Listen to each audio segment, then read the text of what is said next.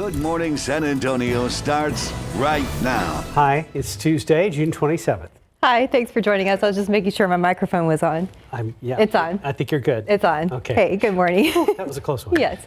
So I did go outside. Why? And to warm up. Yeah. You have that warm up there. Yes, yeah. So of course, we're talking about the heat. We don't want the heat here. We don't want the triple digits. But in the studio it gets pretty cold, so that's where I take my break. Well, we've got a reasonable temperature in here. As a matter of fact, just to test that theory, here's Justin Horn. Inside. It is a little chilly in here, but it's okay. It's okay. Yeah, it feels good in here. This is where you want to be, in the AC, with the temperatures expected to be in the triple digits again today. 104 was the high yesterday. We'll be somewhere in that range again this afternoon. I know this comes as no surprise to you. You look across the state, 104 the projected high. Here is the little bit of good news. We saw dew points drop off yesterday afternoon. I think that happens again today. So the heat index is only around 106. I say only, but it's better than it has been over the last couple of weeks. And most of the state is going to be baking today. So maybe your next question is, how are we doing with power? How's ERCOT doing? A lot of people had concerns about this. It looks good. You look at the supply and the demand. Our demand about 82.3, the supply 99.7 today, so we should be okay. And ERCOT is saying we've got plenty of energy to go around, so this is good, even though the demand obviously is going to be there all week long with these kind of temperatures. So here's a look at some of the weather headlines. One question I've been getting a lot of is, you said it was turning to El Nino. Well, where is it and where's the rain? We'll look into that. We're also checking on Del Rio, where records continue to tumble. And what about the float forecast? If you're heading down to the Guadalupe or headed to the Guadalupe, how does it look there? We'll take a look at the numbers here in just a few minutes. But now we'll check in with Steven over there in the traffic department. How are things looking over there, my friend? Well, they don't look good, Justin. Unfortunately, 1604 at Kyle Seal. We do have a crash reported out there, folks. Be able to look at. We at least had 2 lanes blocked. I sent a push alert out maybe about half an hour or so ago, and you can see that the scene is still very active out there. Traffic is back to back. 1604, as we all know, is one of those areas where we tend to see a huge buildup taking place. Unfortunately, no word yet on if there were any injuries, but I did see a San Antonio fire unit out there. Haven't spotted any paramedics just yet, but let's hope everyone's doing okay. I'm going to keep a close eye on this area as the morning commute does get rolling. We did have a crash reported here at 35 southbound at Eisenhower Road. That is already cleared out. We're not seeing any congestion anymore, so that's good news. I spoke to our friends at TransGuide, and it does look like at this hour, the only issue that we're spotting is going to be right there at 1604. You can see it on your map near Helotes. So we'll watch that area very closely, but it doesn't seem to be impacting a whole lot of traffic further down 1604 past Bandera. So again, we'll watch that spot very closely. It doesn't look like we have any good updates to report just yet, but just watch out for those first responders. I'll monitor it closely, and if we need to jump in again to give you an update, I'll be sure to let our producers know. Guys. You said eastbound?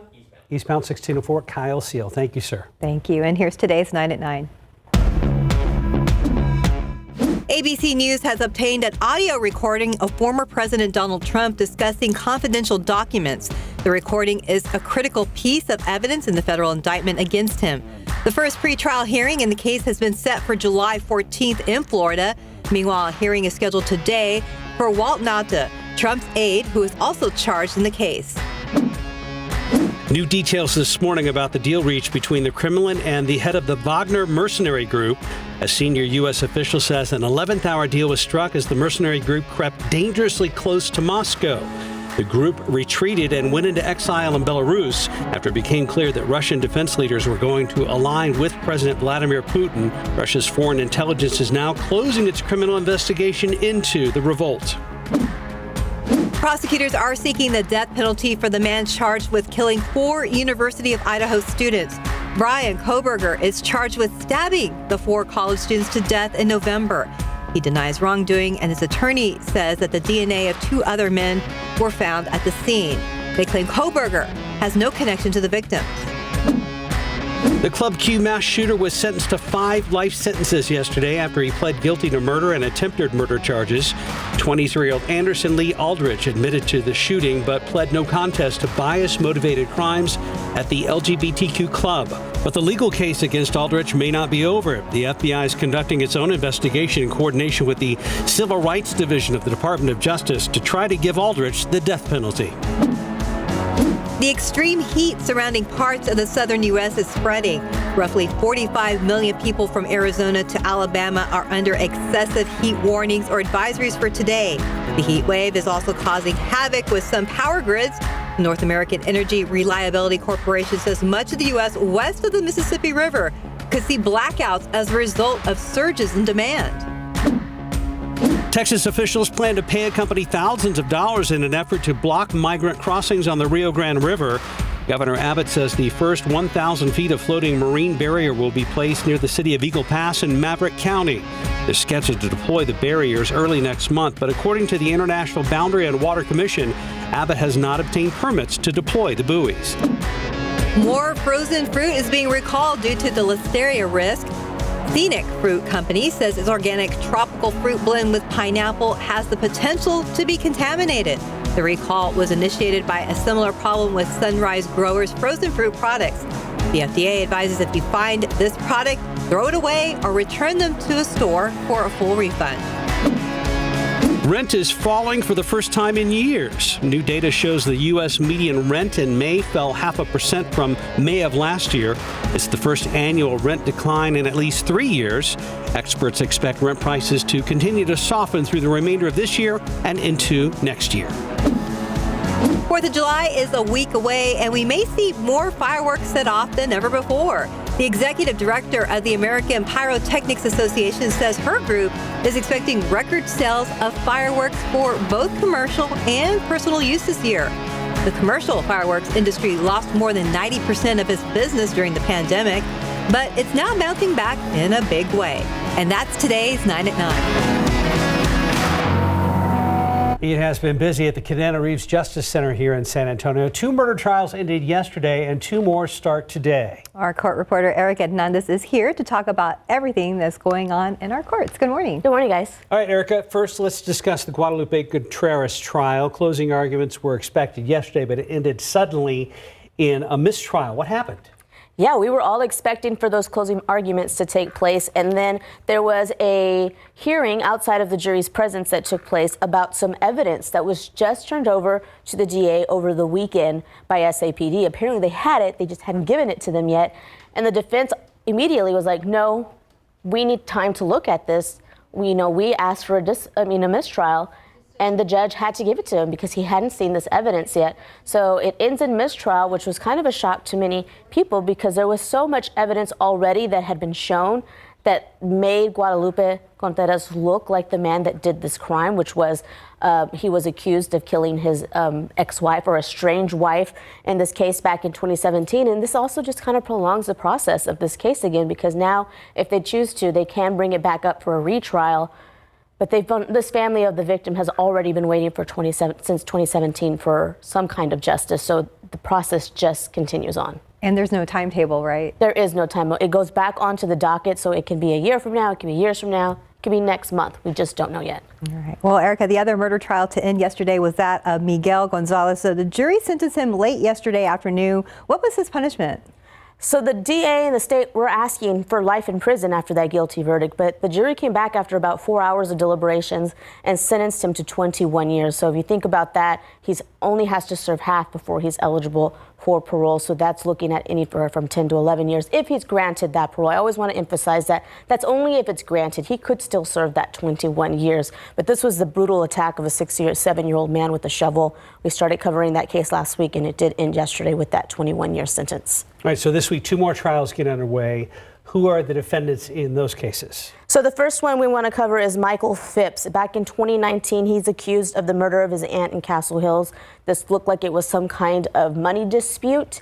And so he will stand trial this week for that case. And then the other individual is Alejandro Diaz. He is standing trial for the 2021 deadly shooting outside an IHOP near Marbach, where a 44-year-old man was killed there. He is also saying that he was not the person who shot this man. This will be 2 interesting cases to follow this week. We'll kind of be shuffling back and forth today and the rest of the week covering this. But we also have several sentencings taking place. And on Friday, Mark Howerton from the Kaylee Mandotti trial will officially be sentenced. Well, he has yet to be sentenced. We know he was found guilty of the aggravated assault charge. All right. Well, thank you for joining us this morning. And I understand we can just go to the court section on KSAT.com to find all of these cases? Yeah, and you could also sign up for our open court newsletter, and you could get all the updates on everything we're covering at the Cadena Reeves Justice Center. All right. Sounds good. Thanks, guys. Erica. Thank you, Erica. Right now, we are at 9:08 and 81 degrees. Still ahead on GMSA at 9. A group of local college students tested their cybersecurity skills and competed against students from across the nation. Tiffany Huertas is going to explain how this competition is opening doors for opportunities for these students. But first, we're going to be right back with Justin's forecast.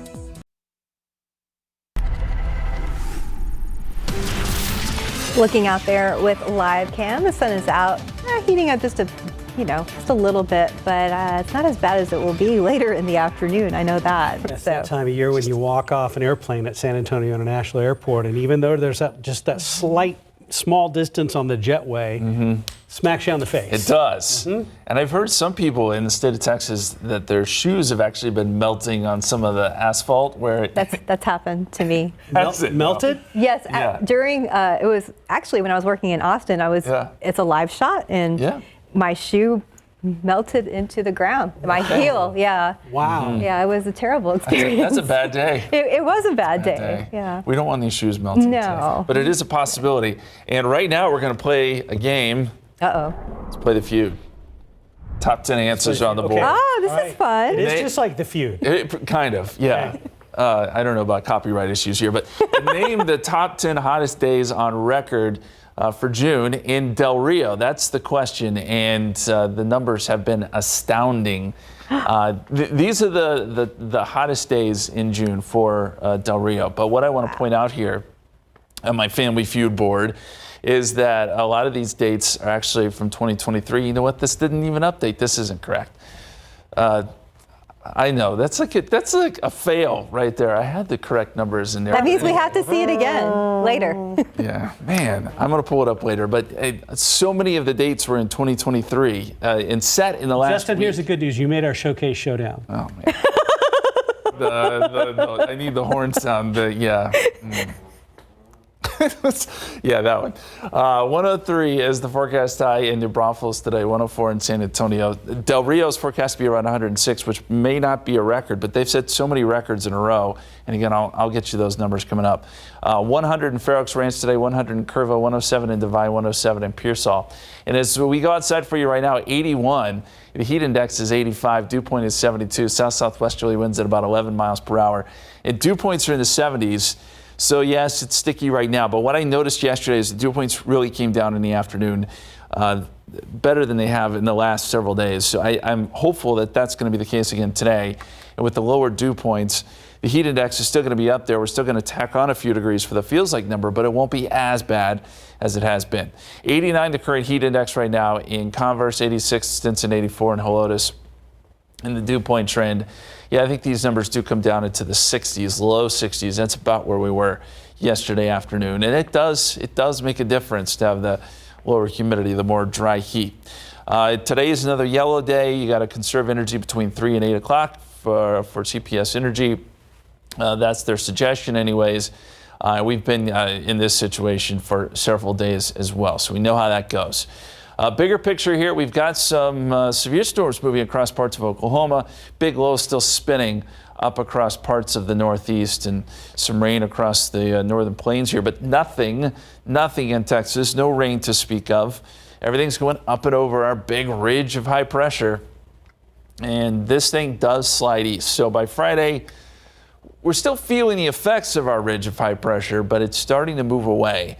And I think this may open the door a little bit as we get late into the weekend. Now, Sunday, it's pretty much moved out of the way. I don't think we see much rain on Sunday, but next week, if we can get some disturbances rolling through, maybe we get a chance. Right now, we've got a 10% chance coming in on Monday, and this model does show some showers around. So we'll keep our fingers crossed. Again, we're hopeful that that'll be the case.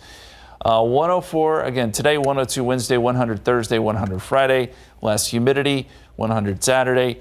But as we get into Sunday and Monday, there's the change. Temperatures do come down a little bit. And on Monday, we will add in that 10% chance of an isolated shower or storm. So that's the good news.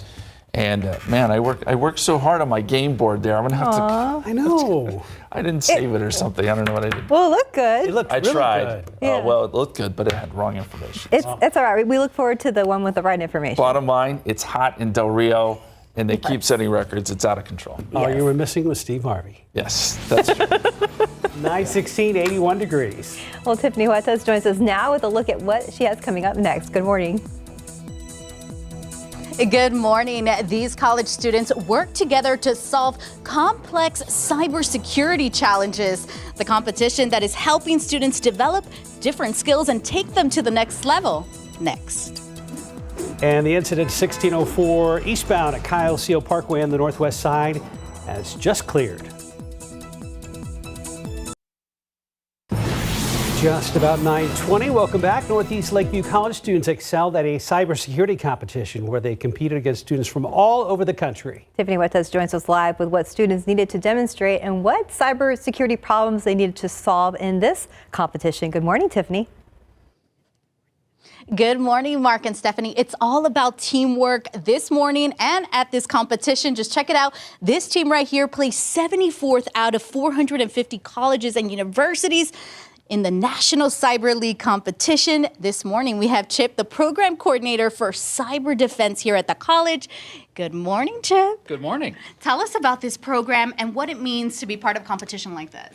So the cyber defense program at Northeast Lakeview, we're very hands-on oriented, very project oriented. We have about 150 or so hands-on projects built into the curriculum. And it's a chance for returning students a lot, so non-traditional students, to come in and learn the skills that they need to work effectively in cybersecurity. What are some of the challenges that the students participated in? So there's a series of categories, so password cracking, open source intelligence, forensics, log analysis, network traffic analysis, exploitation, things that you would typically think of as hacking into networks. They're competing against graduate level students across the nation. And this is opening maybe opportunities for other careers out there. Oh, absolutely. This is a chance for them to not only experience the teamwork and what it takes to solve a challenge, but they see how they compete against, again, people from across the nation. And so we have some of our students who've placed incredibly well.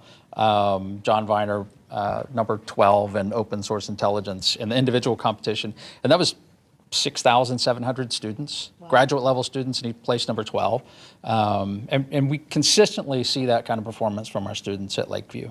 And I want to talk to some of the students here this morning. We have Sean and Shelby. Sean, good morning. Tell us about what was your favorite part of this competition. My favorite part of the competition, I was coaching, by the way, was actually seeing the light bulb go off in the students' heads as they went through this grueling 56-hour competition to solve all these different puzzles, and just watching them discover and realize how much they can learn in such a short period of time was just amazing. And this is something that they'll be seeing in the competition. Just this, like to me, this means nothing, but to you, this means a lot. Are you all listening to music during the competition, or what is it like to be like so focused on this? That's exactly it. You feel like you are in the Matrix. You feel like you're Neo going through the challenges, trying to crack the puzzles, and you're listening to your music to get into the grind of just solving the puzzles. And of, like you said, these esoteric things that look strange to everybody that you are now involved with, and now you understand what those commands were that they were typing in the movies to solve those problems. Those are real, and now you know what they mean. Very great. cool. Awesome. Thanks, Sean. And then we'll go this way. We have Shelby over here. Shelby, show us your jersey, and what does it mean back here? So it says my SF90, and that's my Discord name or my hacker handle. And tell me about how was this experience for you? It's been great. I started not knowing anything, and I actually learned a lot in this club and in this team. It's a great way to hone in your skills, things that you don't realize that you are interested in per se. But it has meant the world to me. Will you be competing again? I will. Next fall, yes, and I'm looking forward to it. Amazing. Well, I'm so excited for all of you. Congratulations again. Very big accomplishment here in our beautiful city to be competing. It's so awesome. We'll send it back to you. Yes, congrats to the team. Thanks, Tiffany. Well, during the 9 at 9, we mentioned how there is some relief for renters as rent prices had their first annual decline in at least 3 years. But for homeowners, mortgage rates continue to hover around 7%. That's double what they were just a couple of years ago. It's making it tough for some people to get a loan, and being denied can be demoralizing. But 12 on your side's Marilyn Moritz says there are some things you can do because being told no doesn't always mean all is lost. Owning your own home is the American dream, but getting your foot in the door, actually buying that first home, can be tricky, especially for certain communities. Listen to this. Black and Hispanic customers actually get denied home loans almost twice as much as white customers. If your loan application gets denied, there are things you can do to help save it, but you have to act fast. If you want to save your loan, you'll have just a day or two between the time in which the loan officer breaks the bad news to you and the bank issues a formal letter of denial. Start by asking why. By law, you are entitled to an explanation. If it's because some information was missing, get it ASAP. By providing a letter explaining anything that the lender may not be clear about, such as why there's a gap in your employment, along with supporting documentation, could salvage your loan application. If you hit dead ends, shopping around for a new mortgage might be your best bet, but do it quickly because every time your credit score is hard checked, it can ding your score. You have 14 days to find a new mortgage to avoid further dinging your credit score. If you're looking for a new loan, here's something that can help. Find a lender that participates in what's called a special purpose credit program. This program allows the lender to specifically assist disadvantaged borrowers of color, women, people with disabilities, and other underserved groups. You can find a bank offering this program by going to the National Fair Housing Alliance website. Marilyn Moritz, KSAT 12 News. 925, 82 degrees. There's more ahead on GMSA at 9. Including how the deadly shooting at North Star Mall a month ago is still affecting shoppers and businesses at the mall. I feel like usually there's a lot more people, but it was kind of empty. Just empty hallways for me because times I would walk through and like, wow, it was like a ghost town. Plus, we mentioned the audio recording of former President Trump talking about classified documents during the 9 at 9. When we come back, we'll listen to some of the recording, what the campaign is saying in response. Back to one of the top national stories this morning, the audio recording of former President Donald Trump discussing confidential documents. The recording is a critical piece of evidence in the federal indictment against him, and now we're hearing it for the first time since ABC News has obtained that recording. ABC's Morgan Norwood shares some of what's heard on tape and how Trump's campaign is responding. This morning, ABC News has obtained the audio recording of former President Trump appearing to show off secret documents he did not declassify. I just found, isn't that amazing? This totally wins my case, you know. Except it is like highly confidential, secret. The conversation with aides and two people working on an autobiography of former Trump Chief of Staff Mark Meadows took place in 2021 at Trump's New Jersey Golf Club. The contents of the recording have previously been reported and are quoted in the Justice Department's indictment related to Trump's handling of classified documents after leaving office. But the recording itself has never before been heard publicly. Trump is heard railing against his former Joint Chiefs Chairman, General Mark Milley, while shuffling papers. And he references a document about attacking Iran in which Trump says Milley compiled. He said that I wanted to attack Iran.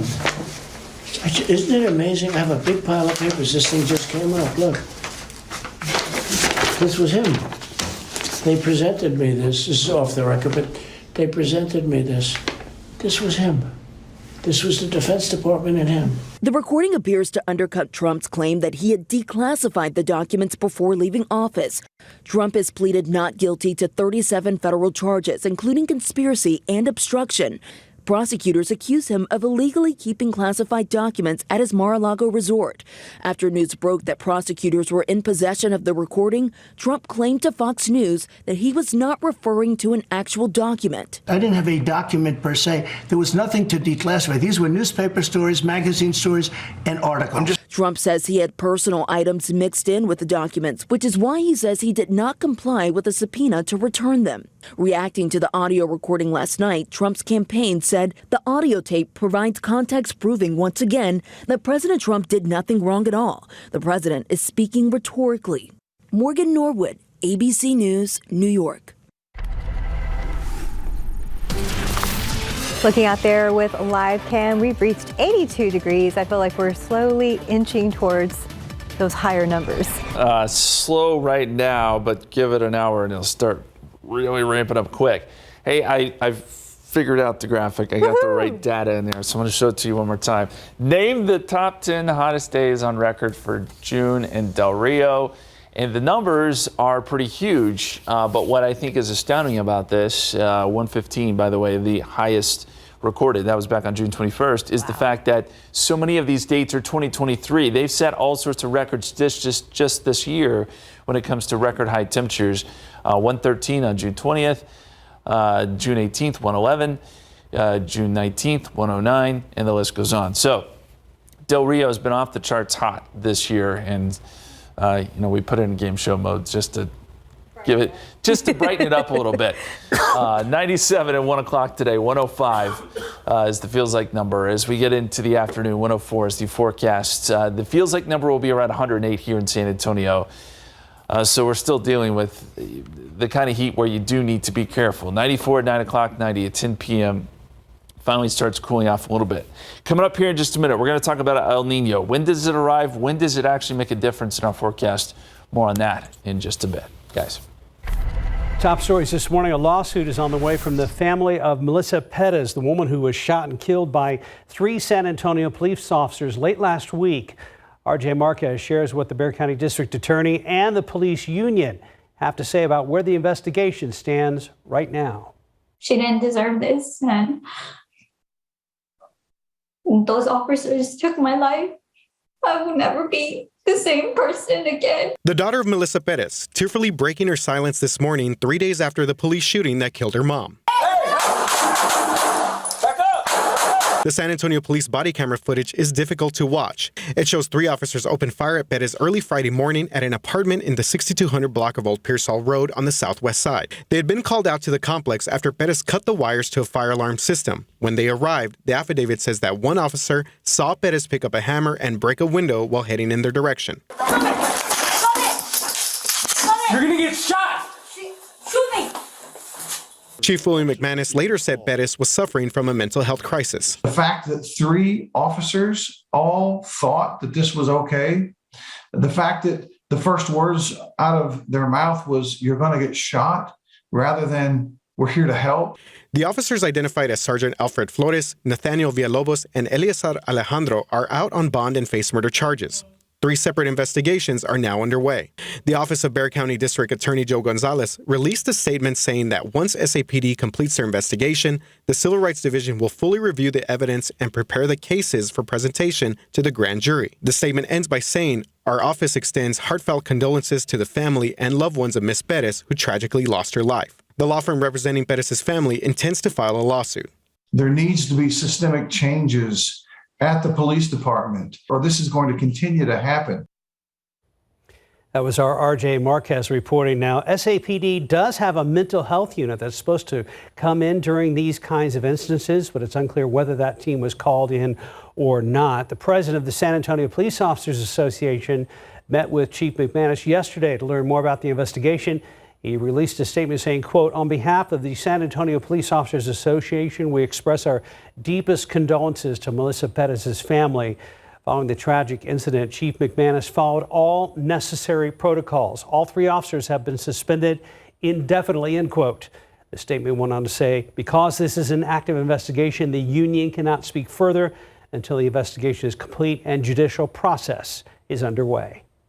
This past Sunday marked 4 weeks since a man was shot and killed at North Star Mall, and some people are still nervous about going back to that mall. So much so that shop owners say it's affecting their business. Now, John Barajas has spoke to some business owners and shoppers about what has changed since that deadly shooting. Was today the first time you've stepped in the mall since the shooting? Yes. I would have been here sooner, but since that happened, I have been avoiding it. It's been nearly a month since a shooting sent shoppers running inside North Star Mall. San Antonio police say 33-year-old rapper Adam Glass was shot and killed in a, quote, isolated and targeted incident. But Cecilia Rodriguez and her daughter say they're still nervous. I'm only going to go for one thing. I know where to park, so I'm just in and out of the room. I didn't really even go into the mall just because of that. I feel like usually there's a lot more people, but it was kind of empty. Stacy Coburn says customers' concerns are cutting into his barbershop's bottom line. Just empty hallways for me because times I would walk through and like, wow. It was like a ghost sound. Again, not just the barbershop itself, but just the mall, you see the difference. Coburn tells us his barbershop is often confused with the one where the shooting happened and that getting loyal clients back in his chair has been a challenge.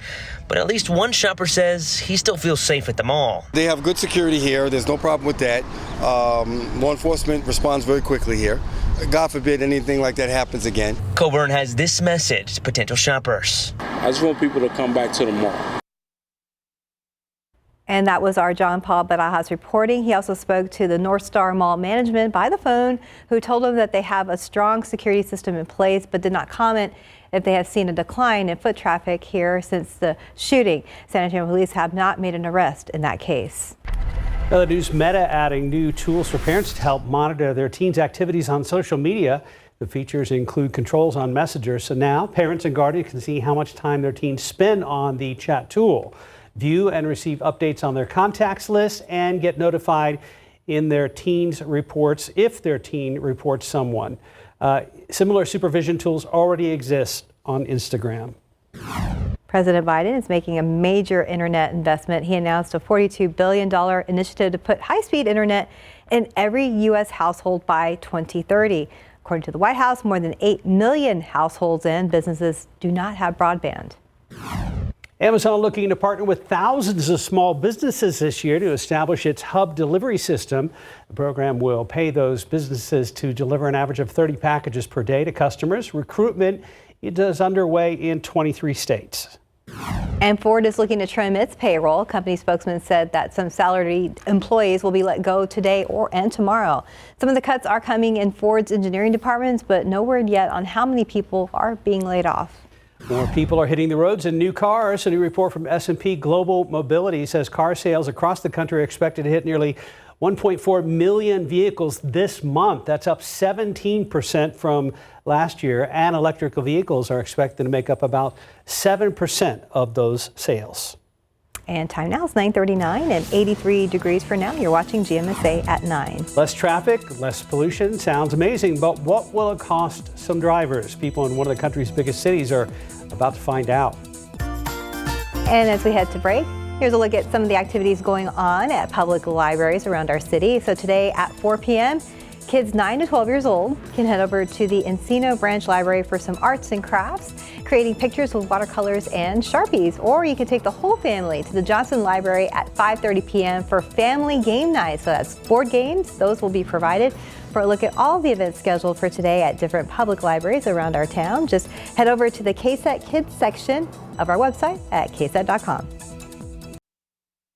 A new plan that could mean less traffic, better mass transit, and less pollution in the country's biggest city. But as ABC's Andrew Dimbert reports, not everyone is happy about it. This morning, New York City has been given the green light to impose a so-called congestion pricing plan, meaning as soon as next year, drivers could be charged a toll to enter Midtown Manhattan, one of the busiest commercial areas in the world. One of the things we're going to see almost immediately once congestion pricing is implemented is better bus speeds in Midtown. Everybody knows that a bus should go faster than a chicken. Similar systems have been in place in cities like Singapore and London. Officials from that city say the charges have reduced congestion by 30% and boosted bus travel by more than 30% while improving air quality. Fans of the New York plan hope for the same. Less congestion, better air quality, safer streets, better transit. Fees have yet to be finalized, but one proposal would charge each driver $23 for entering the congestion zone during rush hour. It could generate more than $1 billion a year to help fund improvements to the city's struggling mass transit system, which is in deep debt and has seen a sharp drop in riders since the pandemic. We are going to get more elevators, more escalators. We are going to move buses in the outer boroughs. We are going to make sure that transit works for the most marginalized community. But critics say the new toll would crush taxi drivers and commuters from neighboring states who already pay up to $17 to enter a tunnel or cross a bridge into the city. They're fighting for an exemption. Andrew Dimbert, ABC News, New York. San Francisco is also considered a congestion pricing plan. And the U.S. city with the most traffic congestion, well, Chicago already has congestion pricing for rideshare apps like Uber. Well, did you know that you can check out live cams from the San Antonio Zoo on KSAT.com? This is cool. So this is taking a look at the flamingos out there. You got one in the shade. That's where I'd be. Several taking a dip. Yes, enjoying the water over there. And it is always a great day to go to the zoo, but I would definitely find the shade. You can find this camera on the KSAT Kids section of KSAT.com. Did you know what a group of flamingos is called? I learned something new today. I didn't know this. Wait. What's it called? I forgot. Flamboyance. What? Yes. Okay, I did not know that. Of course, they're flamingos and bright pink, and of course, you're like, of course it's flamboyant. Oh, that's cute. Yeah. I like that. I did not know that. I didn't know that either. Good to know. I was waiting for that one flamingo to run from the shade, like sprint to the water because the sand's hot. Right, because the sun and everything. It's got to be a quick run. It's always funny when a flamingo pulls a roadrunner. Yes. Exactly. Very fast. Flamboyance. Good to know. Good to know. Fancy. A lot of people have been asking, hey, where is El Nino? You guys talked about El Nino. Yep. When is it going to bring the rain? Why isn't it raining? Good questions, all of them. So let's look at El Nino. And I think what we need to point out here that's important is, yes, we are moving into an El Nino. It has arrived, but El Nino really doesn't express itself, so to speak, until we get into the fall and winter. During the summer, we tend to basically stay on our generalized pattern of dry conditions. But once we get into the winter, then we start to see the jet stream kick up here across the southern tier of states, and that's when we probably will notice it more. And hopefully by, say, September, October, November, we are noticing that we're getting more rain. So as of right now, yes, we are moving into an El Nino, but you're not going to notice it just yet. And that's kind of the explanation there. Speaking of, it has been so dry. How are the rivers doing? We like to look at the Guadalupe, always a good gauge when it comes to the drought that we're in. And I got to tell you, the numbers are not great. You look up towards Kerrville, the stream flow is 5 cubic feet per second. That is not good, well below average. Comfort is 7, Spring Branch is at 1. Now, if you remember last year, we went out to that area around Spring Branch where it was 0 flow. So this has happened before, but we need some good rains. We had a little bit of rain at the beginning of the month that helped to kick up the river some, but those numbers have come back down. And on the other side of the dam, New Braunfels, 61 cubic feet per second. That's still definitely, you can get out and float, but these numbers are well below the average. Bottom line, as you already know, we need some rain. 81 at the airport, 81 Stinson, 82 at Kelly and Randolph. Winds are out of the south-southwest right now, anywhere from 5 to 10 miles per hour. Dew points are in the 70s. But we are in the low 70s. Again, small victories here. We can get these numbers in the 60s this afternoon, which will happen, and that helps with the heat index a little bit. The lower the dew point, the more of a dry heat it is, and I think we can deal with that a little bit better than those heat indices that are up around 115. Today, we're forecasting a heat index peaking somewhere around 108 here in San Antonio. New Braunfels, maybe 109. But these numbers are not off the charts like they were last week. As we look north, there are some storms around Wichita, Oklahoma City. Severe weather, in fact, and this is rotating around the top of that ridge of high pressure, which is over us, producing sinking air where we are. But on the edges of this high pressure, a lot of times you can get some rain, and there is some good rain across parts of Oklahoma and Kansas, just not here. Notice most of the state of Texas is high and dry, and that's where we stay next couple of days as our high pressure drifts across the state. Now, by Friday, it is starting to scoot east a little bit. Still rain-free, still hot, but the numbers begin to come down, especially by Sunday as this high pressure not only moves east, but begins to weaken a little bit. And as we get into, I'd say, early next week, I think there's an opportunity for rain. It's not a great chance. There's no big area of low pressure or anything like that moving in that would give us great chances of rain. It would be more of the air mass stuff that we just see some random pop-ups. But you know what? We'll take it. Right now, we've got a 10% chance on Monday. That's what I'm putting in the forecast. And I think by Tuesday, maybe we get to put in a 20% chance. Fingers crossed. 102 Wednesday, 100 Thursday. So the numbers, yes, come down some. 100 Friday, and lower humidity. It won't be as bad, especially the mornings and the evenings. But we do add in some humidity back into the forecast Sunday into Monday, and hopefully down the line that leads to some rain. It'll be a good payoff. I hope so. Maybe, we started the month well, middle of the month has been brutal. Maybe we can end the month on a good note or start July on a good note. We hope so. Thank you, Justin.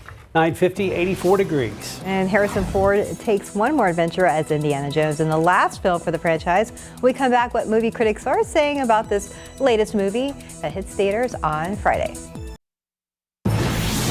Let's be honest, not many film franchises last more than 4 decades with the same leading man or go 15 to 20 years between movies. But then again, there aren't many leading men like Harrison Ford. CNN's David Daniel has a look at the Indiana Jones franchise and its latest chapter coming to theaters this weekend.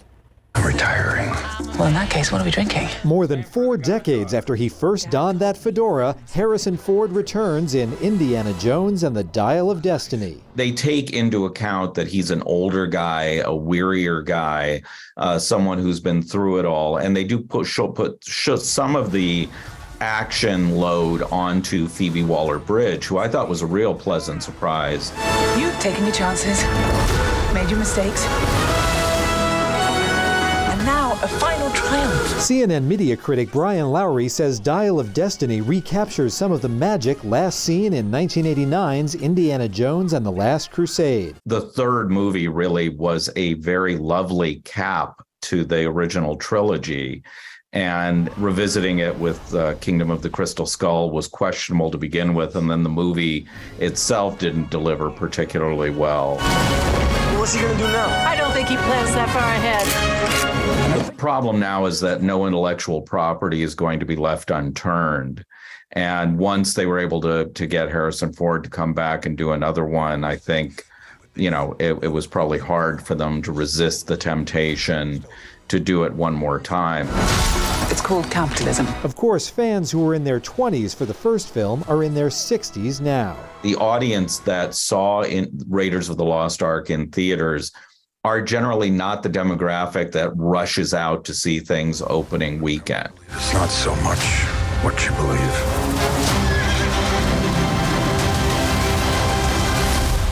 It's how hard you believe it. In Hollywood, I'm David Daniel. It's good, right? Yeah, it does. He is amazing, Harrison Ford.